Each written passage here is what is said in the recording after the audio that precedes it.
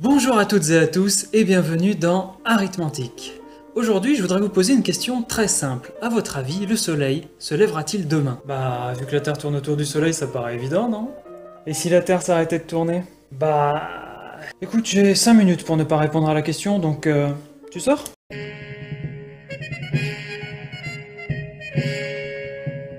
Héraclite, philosophe grec du 6e siècle avant notre ère, la question n'est déjà pas si simple. On a conservé d'Héraclite essentiellement des fragments, souvent sous la forme d'aphorismes, les plus connus étant « tout coule, on ne se baigne jamais deux fois dans le même fleuve » ou encore « le conflit est le père de toutes choses ».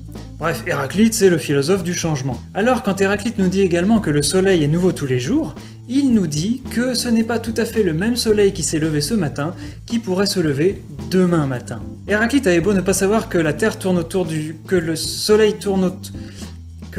Enfin bref, Héraclite avait très bien compris que le soleil était en perpétuel renouvellement, et c'est ça le plus important. Wow, ça pique les yeux.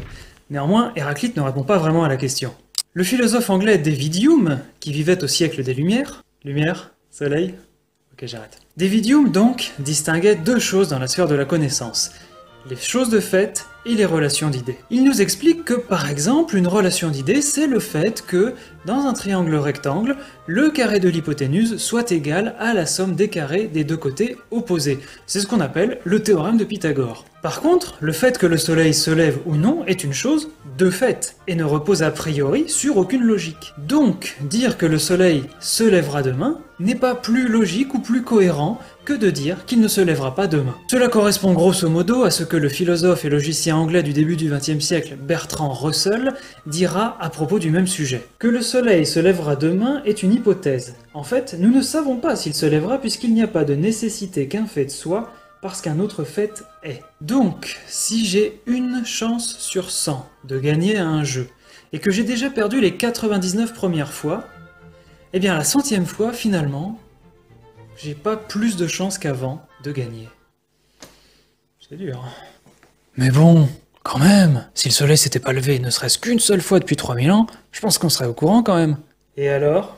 Eh ben alors, 3000 ans de lever de soleil à la suite, ça fait un peu plus d'1 million de levées de soleil. Et alors, au bout d'1 million de répétitions, on peut quand même dire que c'est du sûr. Sors, de l'autre côté. Bien sûr que non. 1 million de répétitions d'un même événement, ce n'est pas une démonstration, c'est une conjecture arithmétique. Alors, on pourrait espérer résoudre la question du lever du soleil par un théorème arithmétique, une propriété arithmétique, mais certainement pas par une conjecture arithmétique. Une conjecture, je le rappelle, c'est un résultat qu'on énonce parce qu'on pense qu'il est vrai, mais que l'on n'arrive pas à démontrer.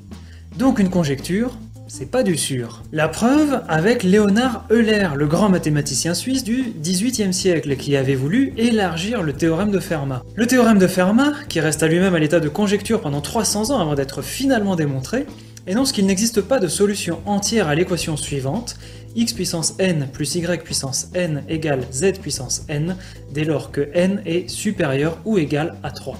Dans le cas de n égale à 2, on retombe tout simplement sur le théorème de Pythagore, dont on a vu que des solutions simples existaient comme 3, 4 et 5. En revanche, dès que l'on passe au-dessus de 2, c'est strictement impossible. Alors, pour généraliser le théorème de Fermat, Euler conjectura qu'il n'existait pas de solution entière à l'équation suivante un peu plus complexe.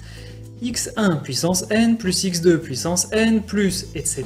jusqu'à xn-1 puissance n est égal à z puissance n. En d'autres termes, que la somme de n-1 puissance n-ième n'est elle-même pas une puissance n-ième. Bien sûr, Euler, en bon professionnel, avait testé énormément de possibilités et n'avait jamais trouvé de solution possible pour résoudre cette équation. Et pourtant, le grand Euler s'était trompé, mais il était strictement impossible pour lui de trouver un contre-exemple car cela nécessite des calculs infaisables. C'est ainsi qu'il fallut attendre 1966 pour trouver le contre-exemple suivant: 27 puissance 5 plus 84 puissance 5 plus 110 puissance 5 plus 133 puissance 5 est égal à 144 puissance 5. Ce contre-exemple n'est pas unique, on en a trouvé d'autres depuis, mais pourquoi était-il impossible à trouver pour Euler? Parce qu'il fait apparaître des nombres énormissimes. Dans le contre-exemple que je vous ai énoncé sous forme développée, on trouve par exemple des nombres comme 41 615 795 893 ou encore 61 917 364 224. Le compte est bon. Donc un petit million à côté, ça n'est vraiment pas grand-chose. Bref, après avoir tourné autour du théorème de Pythagore et de ses avatars, après avoir sollicité des réflexions logiques et des conjectures arithmétiques, nous pouvons enfin répondre à la question « Le soleil se lèvera-t-il demain ?» Eh bien peut-être.